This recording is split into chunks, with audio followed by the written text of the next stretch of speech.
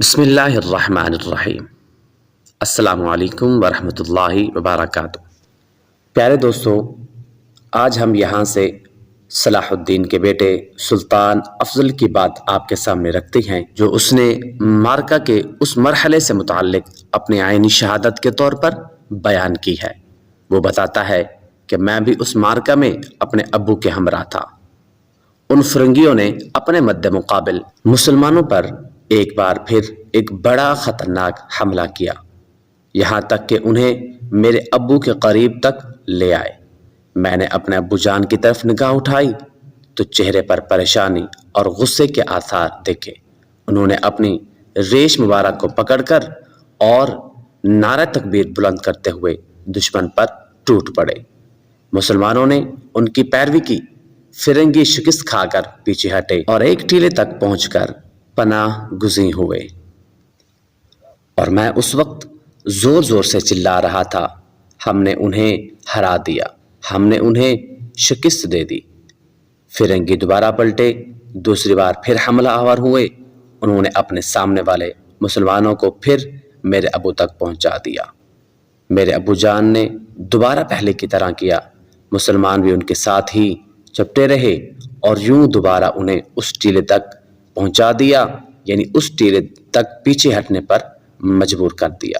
دراصل سلطان صلاح الدین ایوبی رحمۃ اللہ علیہ اپنا یہ فعل و عمل اس انداز سے کر رہے تھے جس انداز سے رسول اللہ صلی اللہ علیہ وآلہ وسلم نے یوم بدر میں کیا تھا، جیسا کہ سیدنا علی ابن ابی طالب رضی اللہ تعالی عنہ روایت بیان کرتے ہیں کہ جب لڑائی اپنے جوبن پر ہوتی، آنکھیں جوش انتقام میں سرخ ہو چکی ہوتی، تو لوگ آپ کے پاس آ کر اپنے آپ کو بچایا کرتے تھے۔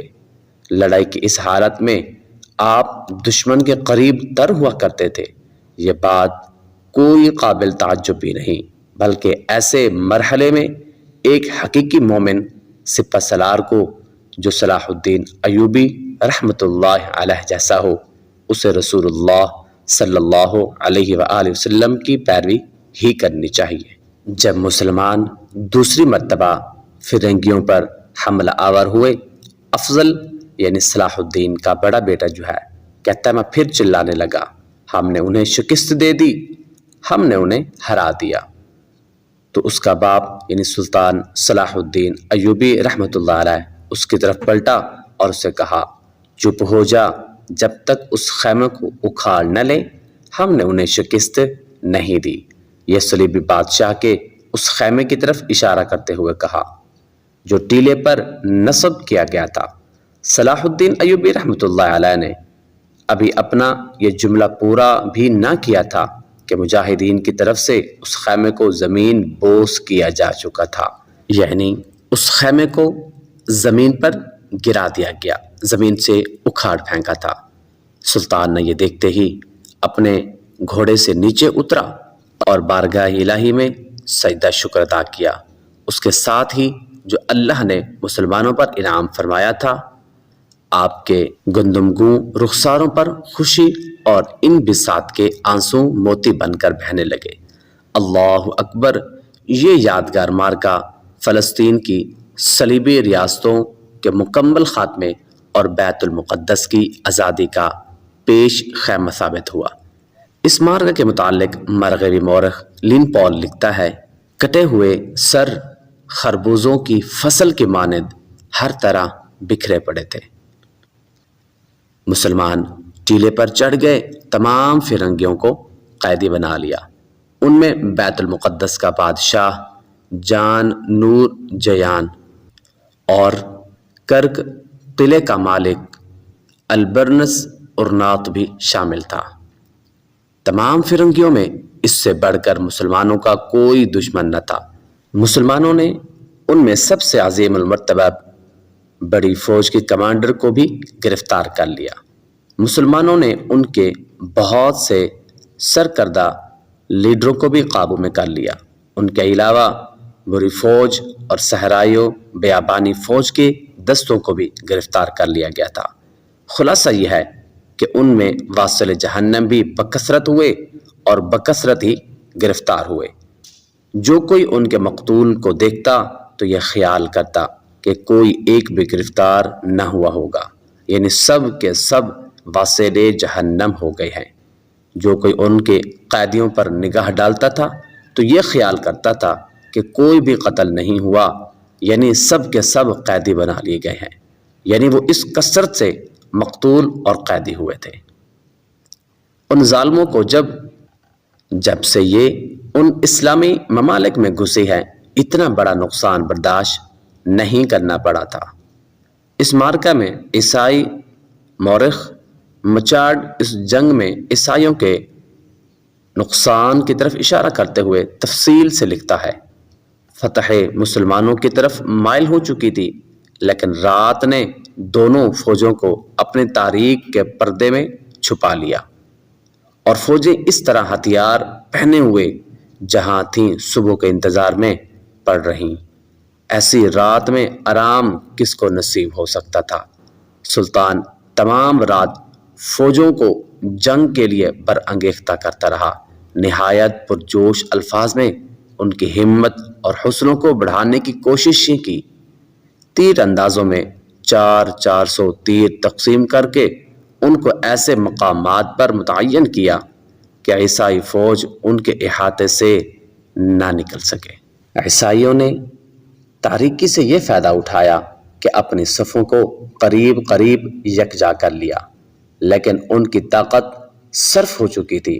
دوران جنگ بعض اوقات وہ ایک دوسرے کو موت کی پرواہ نہ کرنے کی تعلیم دیتے تھے، اور بعض اوقات آسمان کی طرف ہاتھ اٹھا کر اللہ تعالیٰ سے اپنی سلامتی کی دعائیں بھی مانگتے تھے۔ کسی وقت وہ ان مسلمانوں کو جو ان کے نزدیک تھے دھمکیاں بھی دیتے تھے، اور اپنے خوف کو چھپانے کے لیے ساری رات فوج میں ڈھول اور نفیری بجاتے رہے۔ آخر کار صبح کی روشنی نمودار ہوئی، اور جو تمام عیسائی فوج کی بربادی کا ایک نشان تھی، عیسائیوں نے جب صلاح الدین ایوبی رحمۃ اللہ علیہ کی تمام فوج کو دیکھا اور اپنے آپ کو ہر طرف سے گھرا ہوا پایا تو خوف زدہ اور متعجب ہو گئے۔ دونوں فوجیں کچھ دیر تک ایک دوسرے کے سامنے اپنی اپنی صفوں میں آراستہ کھڑی رہیں۔ صلاح الدین کا حملے کا حکم دینے کے لیے افق پر روشنی کی اچھی طرح نمودار ہو جانے کا انتظار کر رہا تھا۔ جب صلاح الدین نے وہ مہلک لفظ پکار دیا تو مسلمان سب طرف سے یکبارگی حملہ کر کے خوفناک آوازیں بلند کرتے ہوئے، جس سے انگریز مورخ کی مراد نعرہ تکبیر اللہ اکبر ہے، یہ کہتے ہوئے ٹوٹ پڑے۔ عیسائی فوج کچھ دیر تک تو جان توڑ کر لڑی، مگر ان کی قسمتیں ان کے دنوں کو ختم کر چکی تھی۔ ان کی بائیں جانب کوہ حطین واقع تھا۔ تلواروں اور نیزوں کے سائے میں پناہ نہ دیکھ کر وہ حطین کی طرف بڑھے کہ اسی کو اپنا پناہ گاہ بنا لے، لیکن تعاقب کرنے والے مسلمان وہاں ان سے پہلے پہنچنے والے تھے۔ یہی مقام اس عظیم اور خون ریزی کی یادگار ہونے یعنی بننے والا تھا۔ صلیب کی لکڑی جو عکا کے پادری کے ہاتھ میں تھی، پادری کے کٹ کر گر جانے پر لذا کے پادری نے سنبھال لی، مگر وہ صلیب کے مسلمانوں کے ہاتھوں میں قید ہو گیا۔ صلیب کو چھڑانے کی کوشش کرنا باقی عیسائی فوج کی موت کا باعث ہو گیا۔ حطین کی زمین کشتوں سے بھر گئی، خون کا دریا بہہ نکلا۔ ایک روایت کے مطابق 30,000 عیسائی فوج کے خون سے رنگی گئی اور 30,000 ہی مسلمانوں کی قید میں آ گئے۔ مسلمانوں کی فوج کے نقصان کا کوئی صحیح اندازہ بیان نہیں کیا گیا، مگر ایسی فتح آسانی سے نہیں ہو سکتی تھی۔ عیسائی نائٹ اور سوار سر سے پاؤں تک لوہے کی زروں وغیرہ میں ایسے چھپے ہوئے تھے کہ سوائے آنکھ کے ان کے جسم کا کوئی مقام کھلا نہیں ہوتا تھا، اور کوئی ہتھیار آسانی سے ان پر کارگر نہیں ہو سکتا تھا۔ ایک مسلمان مورخ اس امر کو بطور عجیب واقعہ بیان کرتے ہوئے جہادی عظمت کے حقائق کا انکشاف کرتے ہوئے لکھتا ہے کہ عیسائی سوار سر تا پا لوہے سے ڈھکے ہوئے تھے اور ان کے جسم پر نیزہ اور تلوار سے زخم لگانا بہت مشکل ہوتا تھا، اس لیے گھوڑے کو قتل کر کے سوار کو زمین پر گرانا پڑتا اور پھر اس کو مارا جاتا۔ اسی سبب سے بے شمار ملا غنیمت میں کوئی گھوڑا مسلمانوں کے ہاتھ نہ آیا۔ عیسائی مقتولین کے سخت ہیبت ناک نظارے مورخ نے بیان کیے ہیں۔ ان کی صفیں کٹی پڑی تھی اور جدھر نظر جاتی تھی، اسی طرح عیسائیوں کی تعداد بھی عظیم تھی۔ ایک ایک رسی میں 30 40 عیسائی باندھ دیے گئے اور 100 200 قیدیوں کو ایک جگہ بند کیا گیا، جن پر ایک ہی مسلمان محافظ تھا۔ ایک شخص اپنا چشمہ دیدہ واقعہ بیان کرتا ہے۔ ایک مسلمان سپاہی اکیلا 40 عیسائی قیدیوں کو خیمے کی رسی سے باندھ کر ہانکتا ہوا لے جا رہا تھا۔ دمشق میں 3 دینار کو ایک ایک عیسائی قیدی فروخت ہوا، اور ایک سپاہی نے جس کے پاس جوتا نہ تھا اپنے حصے کے ایک عیسائی قیدی کو ایک دوز موچی کے ہاتھ میں جوتے کے بدلے میں فروخت کر دیا۔ یعنی اس کے پاس کچھ نہ تھا تو ایک جوتے کے بدلے میں موچی کو فروخت کر دیا۔ مال غنیمت کی تقسیم سے ہر ایک غریب سپاہی بھی مالدار ہو گیا۔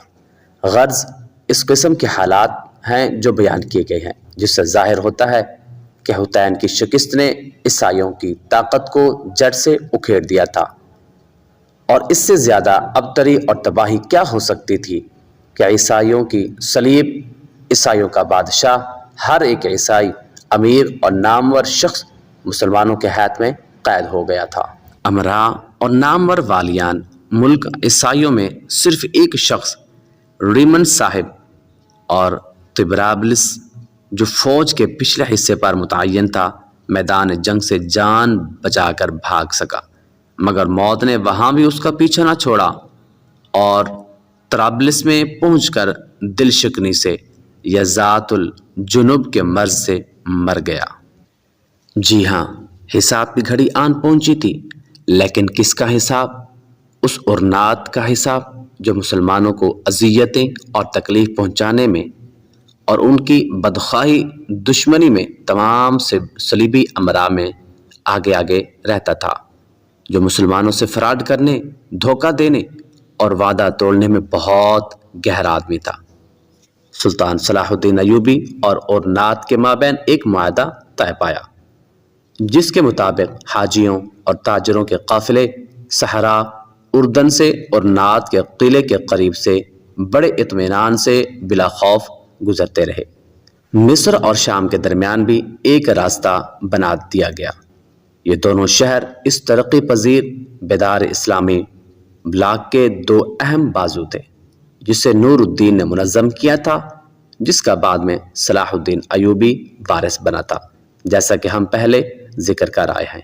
ایک بار ایسا ہوا کہ ایک بہت بڑا قافلہ عمدہ ساز و سامان لیے مصر سے بجانب شام رواں دواں تھا۔ نفیس، عمدہ ترین اور پیش بہا گراں مایہ اشیاء پر نظر پڑتے ہی اورنات کی رال ٹپکنے لگی۔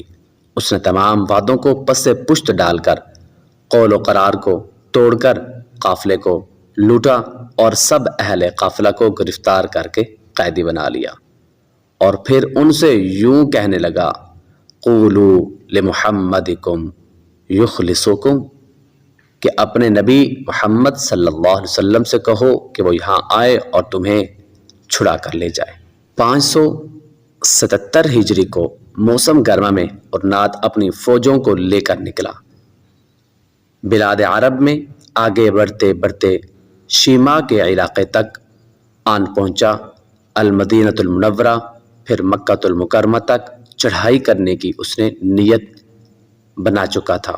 اس کے لیے وہ پر تول ہی رہا تھا کہ فروغ شاہ صلاح الدین کے بھتیجے نے، جو دمشق پر اس کی طرف سے قائم مقام تھا، اردن پر حملہ کرنے میں پھرتی سے کام لیا، جس کی وجہ سے اورنات اپنے تخت سلطنت کر کو بچانے کے لیے واپس پلٹنے پر مجبور ہو گیا، اس کے انہی ظلم و جور پر مبنی افعال اور وعدوں کو توڑ کر کرنے والی حرکتوں کی وجہ سے صلاح الدین ایوبی رحمۃ اللہ علیہ نے قسم اٹھا رکھی تھی کہ اگر اللہ تعالیٰ نے اسے ارناد پر کامیابی عطا فرمائی تو وہ اسے اپنے ہاتھ سے واصل جہنم کرے گا۔ اب جب کہ حساب کا وقت قریب آن پہنچا تھا، اللہ تعالیٰ ارناد کو جنگی قیدوں کی صورت میں سلطان کے پاس لا چکا تھا، تو سلطان صلاح الدین ایوبی اسے اس کی ایک ایک حرکت اور کرتوت یاد دلانے لگا۔ اسے کہنے لگا تو کتنی بار قسمیں اٹھاتا رہا اور کتنی ہی بار تو نے اسے توڑتا رہا۔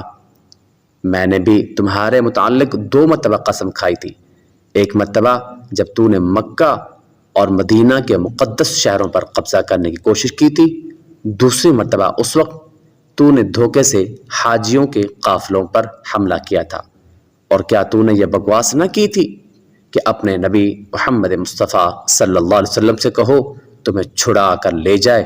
ہاں، اب وہ وقت آن پہنچا ہے کہ میں محمد صلی اللہ علیہ وسلم کے لیے بدلہ لے رہا ہوں۔ اس کے بعد اسے اسلام قبول کرنے کی دعوت دی، جسے اس نے ٹھکرا دیا۔ پھر اس وقت سلطان ناصر صلاح الدین ایوبی نے ایک تلوار نما خنجر کو درمیان سے پکڑا اور اسے مارا۔ پھر اس سلطان کے کسی ساتھی نے اس ملعون کا کام تمام کر دیا۔ پھر اسے گھسیٹا گیا، مشہور و معروف قیدیوں کو دمشق کی طرف چلایا گیا اور ایک قلعے میں ہی انہیں بند کر دیا گیا۔ ابن شداد کے بقول مسلمانوں نے وہ رات انتہائی زیادہ مسرت و فرحت اور کمال درجے کی خوشیوں میں بسر کی۔ اللہ رب العزت سبوح قدوس کی تمام تعریفوں اور شکرانے کے جملوں سے فضا گونج رہی تھی۔ اللہ اکبر اور لا الہ الا اللہ کی صداؤں میں اتوار کی صبح طلوع ہوئی۔